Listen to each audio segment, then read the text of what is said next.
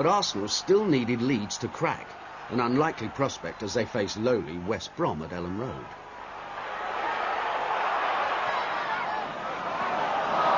Bad run from Jack Charlton.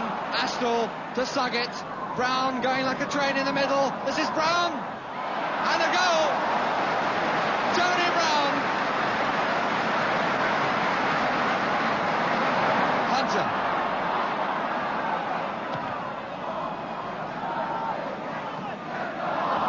Pass intercepted, but Suggett is offside. The referee waving him on. Brown is going straight through, taking on Sprake. And the goal by Astle, and Leeds will go mad. And they've every right to go mad, because everybody stopped with the linesman flag. Leeds have every justification for going mad, although one must add that they played to the linesman and not to the whistle. But you can understand the feelings of these Leeds players. Don Revie on the pitch, the linesman going to talk to the referee. Don Revie, a sickened man. Look at him looking up to the heavens in disgust. So many fans on the field being taken off, and more police on than players. But when all is said and done, the goal is going to stand.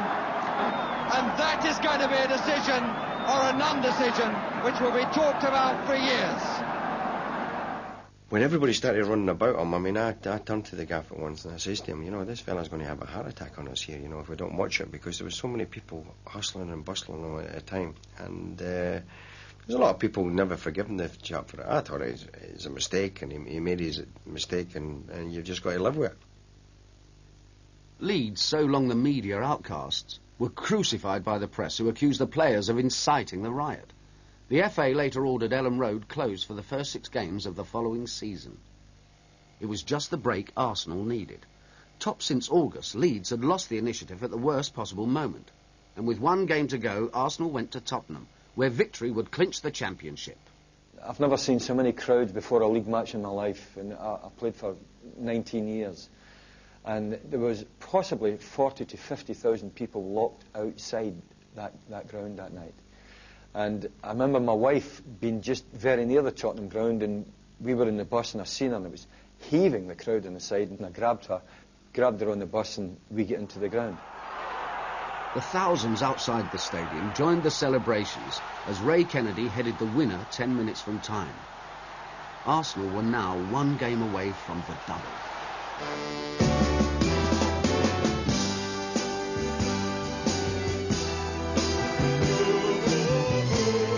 Their 50-year-old manager, Bertie Mee, was the inspiration behind Arsenal Football Club. When no one else can understand me. But while Bertie was the public face of Arsenal, first team coach Don Howe was the technical wizard. You give me hope and consolation. Over, John. You give me strength. Good ball. Mee had never kicked a ball in anger in his life and was surprisingly promoted from club physio to manager 4 years earlier. Why did they invite you? Well, that's rather an embarrassing question to ask. Presumably they liked the shape of my nose, or they'd heard something of my reputation. We've talked about last week's game, and, you know, that's history as far as we're concerned. Mee had a reputation as a straight talker, and the players appreciated his honesty. They also appreciated that in Don Howe they had one of English football's shrewdest coaches. Bertie Mee was a great organiser, very disciplined guy, wasn't great in tactics or in coaching, but he knew that Don was, and he allowed Don to get on with that, and he did all the organisation, kept the discipline extremely tight in our club. And no matter how hard Don trained us, and he trained us extremely hard, as soon as Bertie walked on the scene, we even stepped up the tempo again. It was a very disciplined, tightly run ship, and a lot of it was down to both of them for different reasons. And so they march onto the pitch for the 90th FA Cup final, and listen to the reception they get. Arsenal on the left, Liverpool on the right, Bertie Mee leading Arsenal. Bill Shankly leads Liverpool. Behind them the 2 captains, Frank McClintock of Arsenal, Tommy Smith of Liverpool, first and second in the Football Writers' Player of the Year award. With temperatures soaring into the 90s, the final was an exhausting experience. Armstrong. 6 minutes left. Kennedy. Graham. And Hughes has gone down, writhing in agony, obviously with cramp, I would think. 0-0 after 90 minutes, the final went into extra time. Personally, I was absolutely knackered in the game. I couldn't pick my legs up.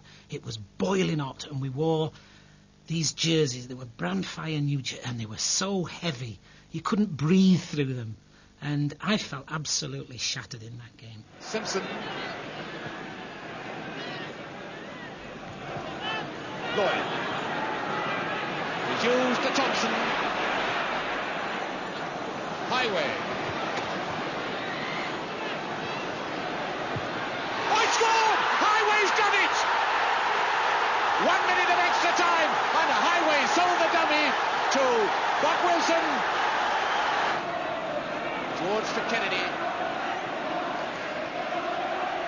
Radford. Oh, it's going to be the equaliser! Yes, by Graham! And Liverpool relax, and what a terrible, terrible mistake.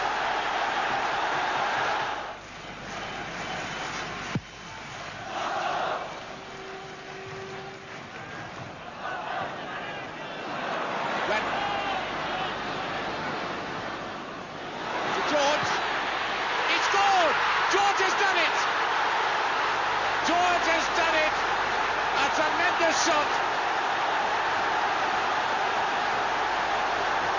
6 minutes and George Graham has just turned somersaults.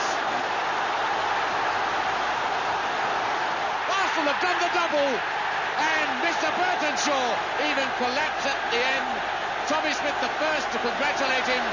It's a tremendous feat by Arsenal after a fantastic cup final. Frank McClintock must have thought that for the 5th time he was going to be beaten. But it all came good in the end. And no wonder this great Scottish international is overcome. Bob Wilson says, don't rush up and pick up the cup, savour it. I was so tired I could hardly get up those steps. I was absolutely gone. The Monday night, I felt everything I should feel. It was so emotional but great. I enjoyed it thoroughly. But the cup final went right over my head. I was seeing supporters' eyes and how unbelievable they felt, and I was smiling with them, but I was empty inside. I was a shell. I think I maybe just took too much out of myself. And so Frank McClintock takes the FA Cup from the Duke of Kent. On Monday he took the League Championship trophy. Dr. Andrew Stephen congratulates him. A handshake from the Liverpool chairman. And so, yet another trophy goes Arsenal's way. So 10 years after their rivals Tottenham, Arsenal became only the second team this century to pull off the elusive double. In Europe, Chelsea won through to the Cup Winners' Cup final, where they faced mighty Real Madrid. Number 8, Baldwin. Osgood. And he scored! Osgood has done it! So, London has won the League Championship, the FA Cup, and now the European Cup Winners' Cup. And Leeds salvaged something from another season of bad breaks and divine retribution to beat Italian giants Juventus in the Fairs Cup.